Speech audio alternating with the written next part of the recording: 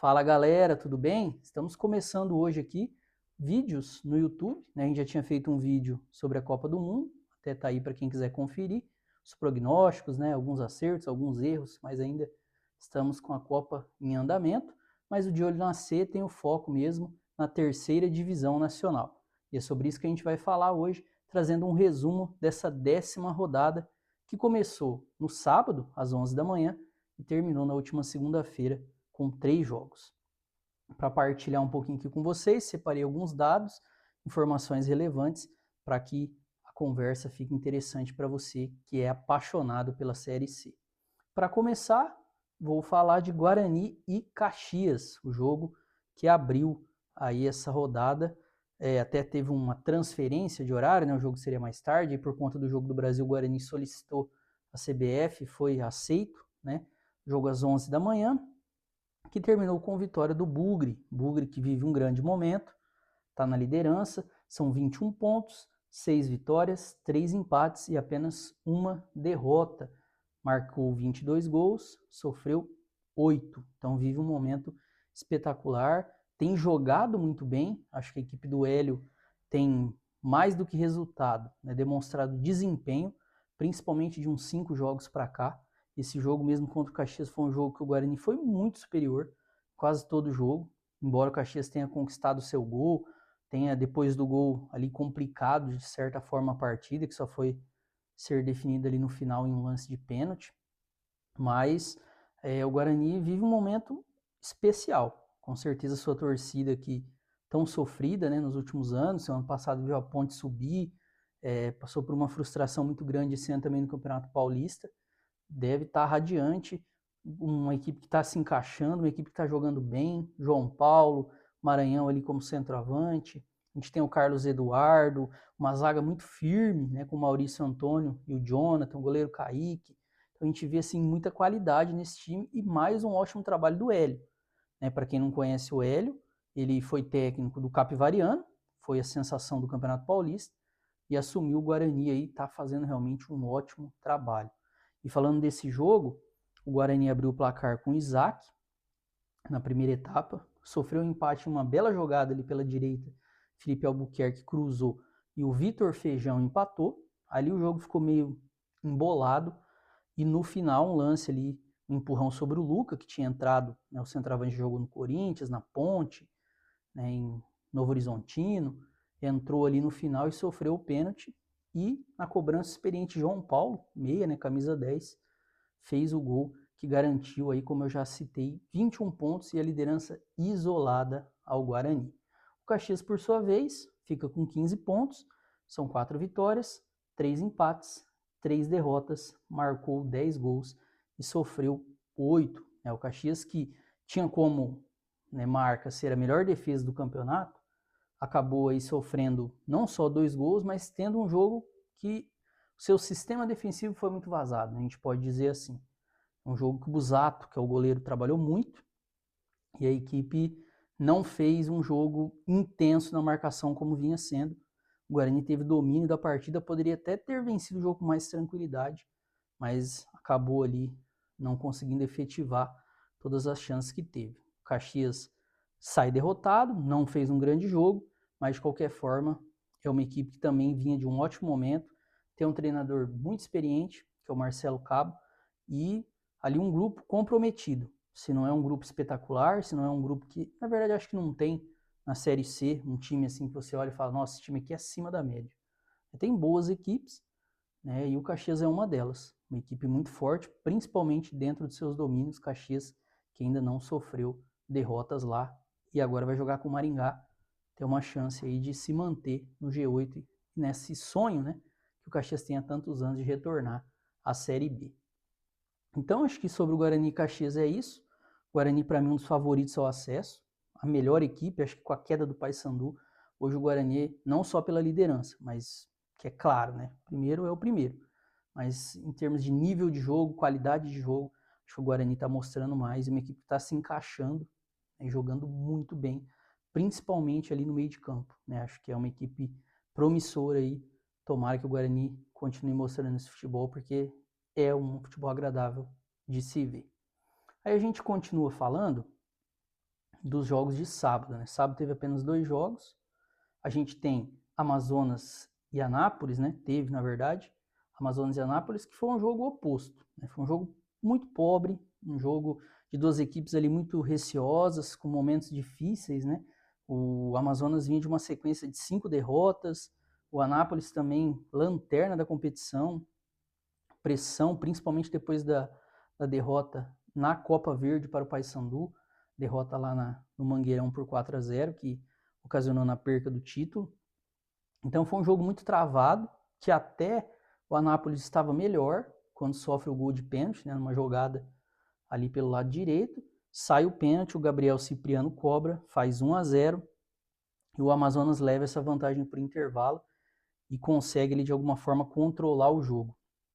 No momento que o Anápolis estava começando a melhorar, começando a querer criar chances, com algumas substituições do Evaristo, houve a expulsão, se não me engano, do Kaique Martins, né? Posso estar falando o nome dele errado, mas é alguma coisa nesse sentido. E ele foi expulso ali no meio ali do segundo tempo e acabou ocasionando um grande problema. Por quê? Porque daí o Amazonas se fechou, o Anápolis com a menos, muita dificuldade. É uma equipe que finaliza muito a gol, mas também não tem conseguido traduzir isso em gols. Até anotei aqui, o Anápolis é o time que mais finaliza em média por jogo na Série C. E tem aí um dos piores ataques, apenas 6 gols. Sofreu 14, a equipe tem 1 vitória, 2 empates, 7 derrotas e trocou de técnico, né? Caiu o Evaristo Pisa e vem agora ele, o Roberto Fernandes, isso estava esquecendo, Roberto Fernandes, terceiro treinador da equipe nessa Série C. Né? Serão 11 jogos, 3 treinadores, complicada a situação do Galo da Comarca que precisa reagir. E o Amazonas, com essa vitória, né? Agora o Amazonas comandado pelo Rodrigo Santana, ganha um respiro, quem sabe um pouco de paz, para se organizar e tentar voltar a performar. Né? Porque, como eu disse, apesar da vitória, o jogo foi bem abaixo. A equipe do Amazonas que iniciou ali com tudo, depois da saída do Christian Souza caiu demais, está tentando se reencontrar novamente. Lembrando que o Amazonas veio da Série B, né? E é um time que tinha o objetivo, com certeza, de retornar. Então vamos ver como é que vai ser aí a sequência de campeonato do Amazonas. Beleza, gente? Agora vamos partir para o domingão. No domingo, a gente teve às 11 da manhã também uma partida que teve um final sensacional e imprevisível, né? Brusque perdeu para o Santa Cruz por 1-0, gol ali na reta final do jogo, um jogo em que praticamente só deu Brusque. Brusque teve as melhores chances, principalmente no primeiro tempo, sufocou a equipe do Santa Cruz, obrigou o goleiro Gabriel Silva a trabalhar muito e o Brusque não conseguiu fazer o gol. Bateu na trave, teve oportunidades, parou no goleiro e na última bola, num cruzamento alçado, na segunda trave, entra ali o Edson Alves e faz o gol do Santa Cruz já aos 98, 99 minutos, aí não teve tempo para mais nada, e o Brusque amargou aí essa derrota dentro de casa, a primeira dentro de casa, um resultado muito ruim, porque descola ali da liderança, embora a equipe ainda esteja em segundo, e achata, né, muito a tabela ali, muitos outros clubes se aproximam do Brusque, que está aí vivendo um momento, depois de um início muito bom, também um momento ali de algumas dúvidas, né, principalmente na questão do setor ofensivo, que tem tido dificuldades aí para marcar gols e para matar seus jogos, e esse jogo talvez seja um grande exemplo.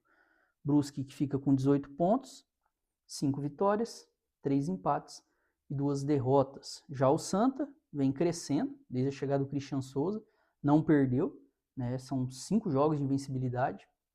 O Santa soma 4 vitórias, 3 empates e 3 derrotas. Tem aí um ataque que marca poucos gols, né? Marcou apenas 9 gols, mas também sofre muito poucos gols, 7. É a melhor defesa nesse momento da Série C. E o Christian Souza, né, mais uma vez, o Amazonas era a melhor defesa com ele, agora o Santa Cruz está se tornando aí a melhor defesa da competição. Isso mostra que tem ali o trabalho do treinador, o treinador tem esse viés, né, de primeiro defender, fechar bem a casinha, ser uma equipe competitiva, para depois buscar resultados Não vou aqui ficar falando do Christian Souza, que a gente já falou demais. Sem dúvida nenhuma, grande treinador, pelo menos por enquanto, junto com o Hélio aí, nessa edição da Série C. E o Brusque vai ter que juntar seus cacos aí para tentar já na próxima rodada uma recuperação. Seguindo aqui na rodada, a gente tem Paysandu e Inter de Limeira, talvez um dos resultados mais surpreendentes da rodada e o pior jogo do Paysandu, pelo menos que eu assisti em loco. Né? O Paysandu fez um jogo bem abaixo e encarou uma Inter de Limeira muito leve. Acho que a Inter de Limeira, até destaquei isso já nos últimos vídeos, é uma das grandes surpresas da competição. Não esperava que a Inter chegasse nesse nível de rendimento e conseguiu vencer o Paysandu lá dentro da Curuzu. A equipe do Paysandu pressionou, errava muitos passes, principalmente ali a última bola, acabou sofrendo um gol do Lucas Bochecha, né, que é o meia volante ali da Inter de Limeira. Voltou para o segundo tempo o Paysandu com muita dificuldade, uma marcação muito eficaz também da Inter, né, que tem evoluído muito também seu sistema defensivo dentro da competição, depois de fazer um Campeonato Paulista muito sofrível, né, o trabalho do Matheus Costa vai ganhando corpo. A Inter conseguiu segurar, teve um jogador expulso, né, o Frazan foi expulso, ainda assim conseguiu fazer o segundo gol, num chutaço, um lindo gol do Ian Silva, e só lá no finalzinho que o Paysandu conseguiu fazer um gol com o Juninho, diminuindo o placar para 2-1, mas não teve tempo para conquistar a virada não. Inter de Limeira vence, Inter de Limeira inclusive passa a equipe do Papão, chega a 18 pontos, encosta ali no Brusque, fica 3 pontos do líder Guarani, vivendo um momento de 4 jogos de invencibilidade, né, uma equipe que está fazendo um trabalho espetacular e que, se a gente olhar, né, assim, por time, por nível de equipe, era difícil imaginar que a Inter conseguiria chegar onde está chegando. Mas mais um excelente trabalho do Matheus Costa, que tem bons trabalhos no Paraná, no Operário, no Guarani, mesmo que tenha batido na trave ali, conseguiu muita coisa em meias dificuldades. Né? Então o Matheus é um treinador muito jovem ainda, mas com um bom currículo e fazendo um excelente trabalho nessa Série C, mostrando que a Inter de Limeira pode sim brigar lá em cima, calando aí muita gente, inclusive eu, que não acreditava que a Inter poderia brigar na parte alta de tabela. A Inter de Limeira, que é um time tradicionalíssimo, né? Campeão paulista de 86, já disputou Campeonato Brasileiro, uma equipe que tem torcida, tem camisa, né? Principalmente dentro do estado de São Paulo, e vem forte aí. E com certeza, depois dessa vitória contra o Paysandu, tem tudo para embalar e brigar para se manter entre os 8 melhores. E o Papão teve aí essa situação do seu técnico, né? Essa semana ficou muito... o Júnior Rocha pode sair, haveria ali uma proposta do Ceará, então ficou um disse-me-disse ali, e em meio ao título também da Copa Verde, que o Paysandu conquistou de forma brilhante, a equipe não conseguiu reagir, sofre mais uma derrota em casa e vive talvez seu pior momento na temporada. Né? Até anotei aqui, nos últimos 4 jogos o Paysandu sofreu 3 derrotas, isso dentro da Série C, né? Sem contar a derrota, por exemplo, no primeiro jogo da final da Copa Verde para o Anápolis. Então o Papão precisa, né, colocar a casa em ordem, sinal laranja, né? Já está aceso lá na Curuzu, precisa se organizar porque o ano foi muito bom até aqui, né? A equipe conquistou 3 títulos, mas sem dúvida nenhuma voltar para a Série B é o grande objetivo, principalmente quando a equipe vê o seu rival na Série A, o Remo, tentando ali a duras penas a manutenção. O Paysandu tem aí, não vou dizer uma obrigação, mas com certeza o seu torcedor quer ver o Papão de volta à Série B. Seguindo nos jogos de domingo, a gente teve o jogo lá no Sergipe, Itabaiana e Ituano, um jogo que teve bastante gols, não foi assim uma grande partida, pelo menos não assisti o jogo inteiro em loco, mas pelo que eu consegui ver ali algumas partes, os melhores momentos, não foi um jogo maravilhoso, mas pelo menos foi um jogo animado. Primeiro tempo todo do Itabaiana, que consegue abrir 2-0 com o Leilson, e depois o Martin faz contra ali, jogando muito bem a equipe do Itabaiana, principalmente pelo lado esquerdo, com o Rodrigo Alves. Gostei muito do Fabrício também, naquilo que eu vi dele. Um volante que distribui bem o jogo, tem boa marcação, bom passe, Até coloquei ele na seleção, achei um jogador muito interessante, né, jovem, e que fez uma grande partida.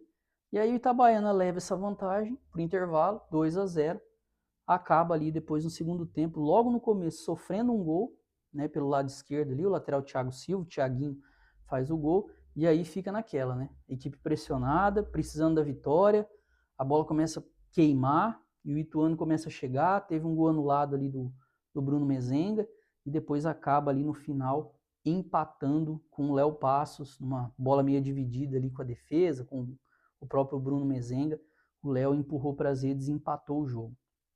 Resultado muito ruim para o Itabaiana, principalmente pelo que o jogo, né, oferecia, um 2-0, que mostra alguma fragilidade, principalmente psicológica da equipe. Um momento de pressão, o Itabaiana não tem conseguido, mesmo quando performa bem, manter um equilíbrio para conseguir vitórias. Até anotei aqui, o Itabaiana tem uma vitória apenas, 4 empates e 5 derrotas. Marcou 8 gols e sofreu 15, ou seja, quase o dobro. Então, muita coisa para ser corrigida aí pelo Marcelo Chamusca, né? Pelo menos por enquanto aí ele continua no cargo do tremendão, que precisa acordar, porque os adversários estão começando a abrir. A gente tem ali Anápolis, Confiança, Itabaiana, Botafogo, e aí depois já começa a ter uma diferença um pouco maior para as outras equipes. E com relação ao Ituano, o Ituano vive um ótimo momento na Série C, né?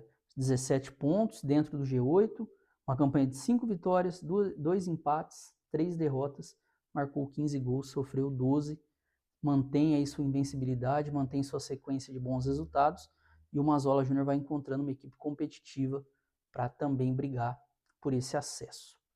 Vou tomar minha aguinha aqui, gente, para continuar. Só para a gente dar um intervalo, queria falar que a gente está presente não só aqui no YouTube, mas também no Instagram, @deolhonac, você vai achar a gente lá, e também no Twitter, mesma coisa, de olho na C. Então procura lá, se inscreve, curte, compartilha, vamos divulgar aí o futebol da Série C e o nosso trabalho. Beleza, gente?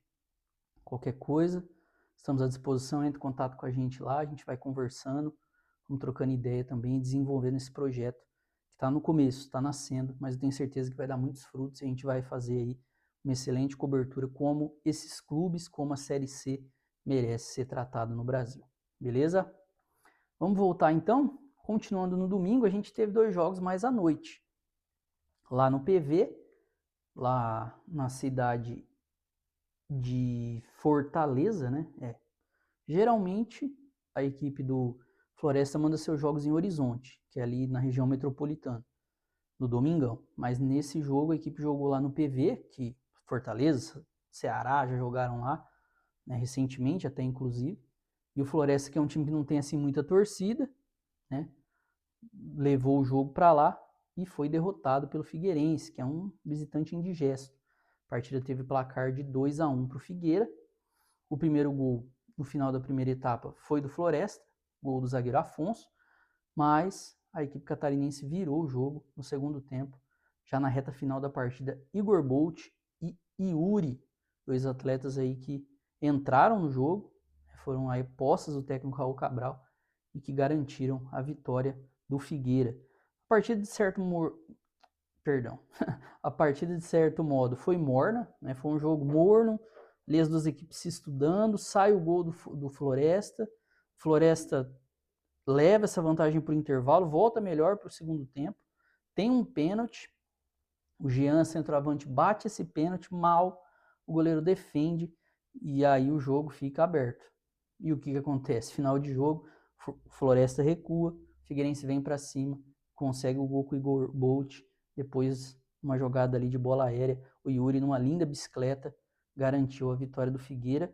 Figueira que chega a 3 jogos de invencibilidades, 2 vitórias seguidas, 14 pontos, tá também respirando, estava atolado lá embaixo e consegue respirar um pouco e quem sabe até olhar para o G8, olhar para novos caminhos. Figueirense que tem 4 vitórias, 2 empates e 4 derrotas, um ataque que marcou 10 gols, uma defesa que sofreu 14. E o Floresta para ali nos 15 pontos, depois de um início muito bom, dá uma travada aí na tabela de classificação, tabela extremamente equilibrada, né, como a gente pode ver, e até pelos números de vitórias. Né, o Floresta tem 4 vitórias também, 3 empates e 3 derrotas, números muito próximos ali do Figueirense e das outras equipes que a gente já comentou aqui e vai falar posteriormente. O Floresta é um time que é muito atacado, gosta de jogar de forma reativa, mas muitas vezes não tem conseguido aí, pelo menos dentro de casa, se impor e conquistar os resultados. Mais um resultado ruim dentro de casa, e isso acaba impedindo a equipe de avançar mais na tabela de classificação. E o Figueirense, como eu falei, respira. É um time que está aí com muitos problemas financeiros, assim como Santa Cruz, né, com problemas na SAF, questão de venda de SAF, quem vai comprar, investidores, e vem de um ano tenebroso, né? Para quem não lembra, o Figueirense foi rebaixado no Campeonato Estadual, Campeonato Catarinense. Então, assim, uma situação muito difícil, né, para a torcida do Figueirense, que já viu o time, né, disputar a final de Copa do Brasil, Campeonato Brasileiro de Série A, Sul-Americana, e agora ver o Figueira nessa situação não é fácil, mas a equipe, pelo menos dentro de campo, está se acertando e está conseguindo alguns bons resultados. E no jogo que fechou o domingo, a gente teve Volta Redonda e Confiança. Esse jogo, um jogo em que brilhou a estrela do Catatal, né, Igor Catatal, novamente fazendo um gol. E no momento do jogo que o Confiança pressionava, Confiança mesmo fora de casa iniciou o jogo muito em cima, tomou o gol, sentiu um pouco, demorou, né, para conseguir retomar a partida, mas continuou levando muito perigo. Foi um jogo que o Confiança foi, em termos de posse de bola, finalizações, se a gente pegar até aquele XG, né, que o pessoal usa muito agora, que é aquela possibilidade de fazer gol, probabilidade de fazer gol, é muito alto. A equipe tentou de todas as formas, mas o goleiro Avelino estava num dia inspirado. Inclusive eu fiquei com essa dúvida na seleção, coloco o Avelino ou coloco o Gabriel, do Santa Cruz, né? Porque o Avelino também foi muito bem e ajudou demais o Volta Redonda a vencer esse terceiro jogo seguido. Volta Redonda que chega a 14 pontos, tem 4 vitórias, 2 empates, 4 derrotas. Um ataque que marcou apenas 7 gols, uma defesa que sofreu 9. Volta Redonda devagarzinho, de 1-0 ali, vai subindo na tabela de classificação. E o Confiança, né, sobre agora o comando do Thiago Gomes, evoluiu muito. É uma equipe que já está com nível superior ao que ela tinha antes da chegada do Thiago. Porém, continua aí com um problema sério, que é a questão da finalização, né? Não à toa é o pior ataque, com apenas 4 gols marcados em 10 jogos. É uma equipe que sofre muito para colocar a bola lá dentro. Tem ali um meio de campo até interessante, consegue muitas vezes criar, se sobrepor ao adversário, mas não consegue realmente fazer os gols e vencer as partidas. E está ali afundado, né? Muito próximo ali, colado na zona de rebaixamento, com a mesma pontuação do Itabaiana, 7 pontos. Beleza, gente? Vamos agora para os jogos da segunda-feira, sem antes a gente novamente convidar você para curtir, compartilhar esse vídeo. Ajuda a gente nessa divulgação, que é sempre bom falar de futebol alternativo, falar de Série C é bom demais. Falando aqui dos jogos da segunda-feira, a gente teve para começar às 7h30 em Maringá e Maranhão. Partida muito equilibrada, partida que teve chances para ambas as equipes. O Maringá teve pelo menos 2 boas chances, inclusive uma bola na trave. O Maranhão também a mesma coisa, no final do jogo ali, o Felipe Cruz finaliza uma bola que o goleiro do Maringá busca ali com o corpo e salva a equipe do Maringá da derrota. Foi um jogo muito intenso, mas também com muitos erros técnicos, né? Questão de finalização, último passe, faltou um pouquinho, principalmente para o Maringá, né, que jogava em casa, e a gente vê que é um time muito dependente do Negueba. É o dia que o Negueba não está inspirado, quando a fase do Negueba não é boa, a equipe fica ali insossa. O Guilherme Pira não conseguiu assumir essa função do meia criador.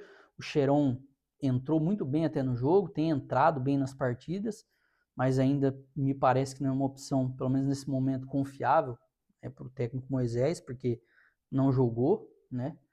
É um jogador ainda muito jovem, em desenvolvimento, e que poderia fazer essa função, mas o Maringá carece muito mesmo dessa criatividade e enfrentou um Maranhão que é muito competitivo, mesmo fora de casa, encarou o Dogão de igual para igual e que somou aí sua terceira partida sem sofrer gols, mas também sem marcar gols, né? O terceiro empate seguido, 0-0 da equipe do Maranhão, que com o Gerson Testoni aí vai tentando se manter na Série C, que é o grande objetivo da equipe.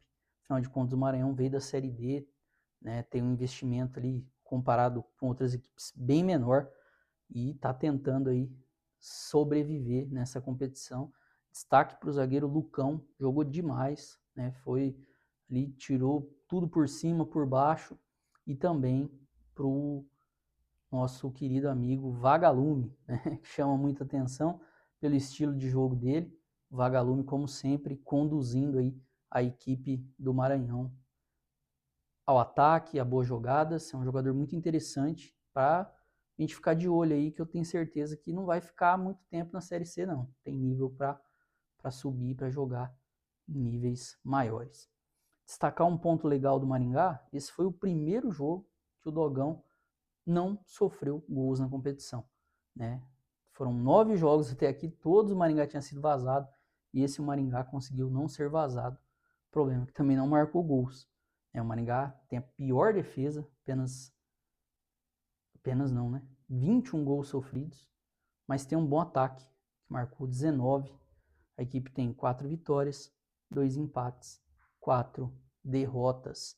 Uma campanha aí abaixo daquilo que se esperava do Maringá, né? Que não parece, pelo menos nesse momento, ser uma equipe aí competitiva para brigar pelo acesso. Vamos ver como é que vai ficar daqui para frente.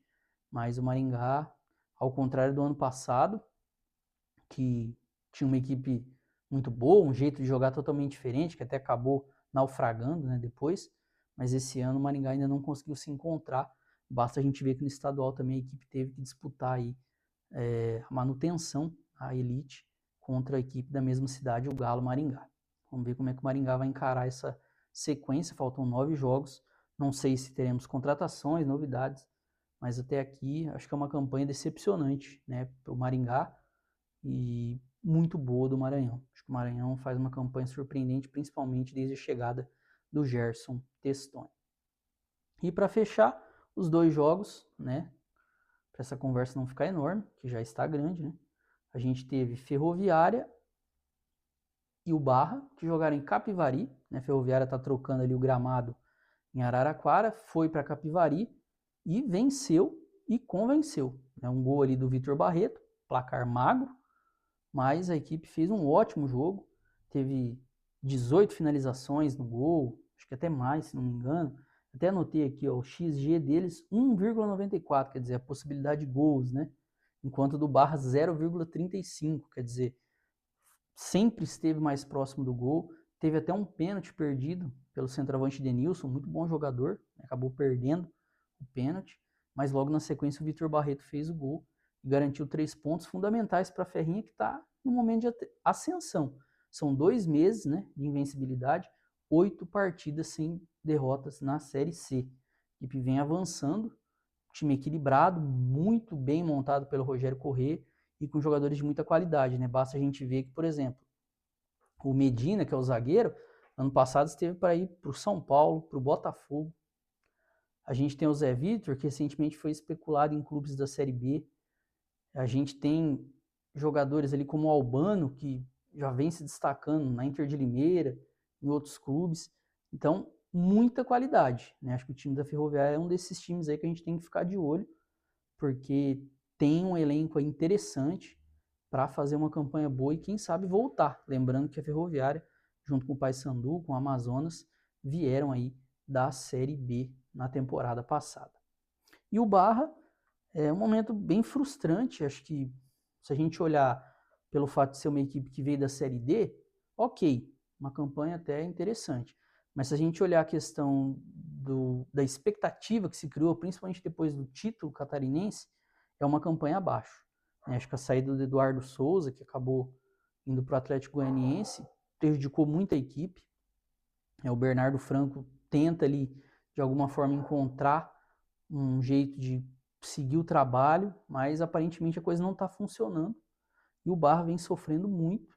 A equipe, até anotei aqui, não vence há 5 jogos e é o time que mais empatou, né?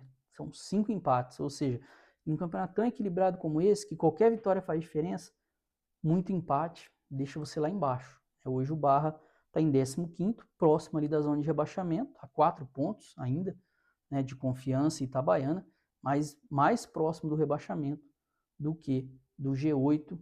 E vamos ver o que o Pescador pode aprontar, mas sem dúvida também, assim como o Maringá, acho que é uma decepção, principalmente pelo catarinense que fez, né?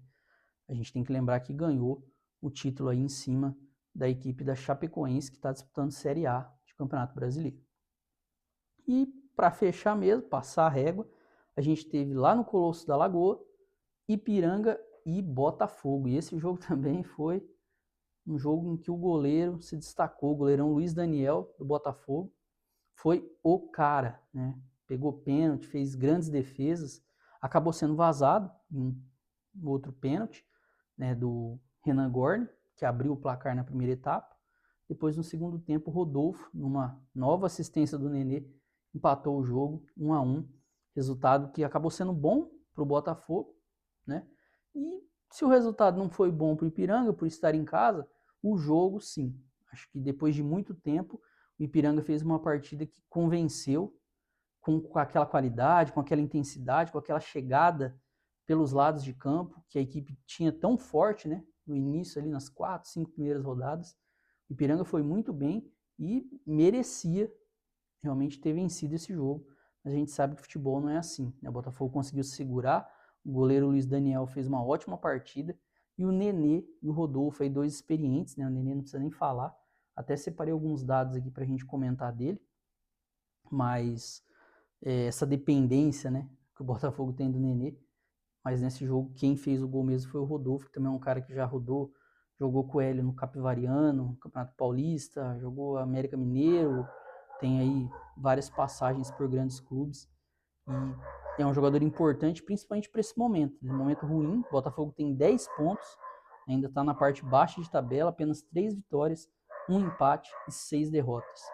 E o Ipiranga fica ali próximo, 11 pontos, 3 vitórias, 2 empates e 5 derrotas. Eu separei alguns números aqui para a gente ver a questão do Nenê. O Nenê é um cara com 44 anos, uma carreira fenomenal, que chegou no Botafogo, conquistou o campeonato estadual e vem sendo aí, sem dúvida nenhuma, o grande motor dessa equipe na Série C. Eu separei aqui alguns dados, ó.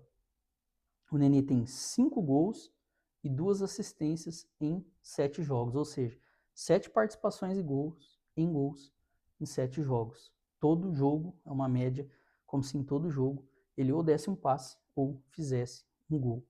Né? Sem o Nenê, a equipe passou aí alguns jogos sem o Nenê, a equipe perdeu para o Paysandu, perdeu para o Maranhão, perdeu para a Inter de Limeira.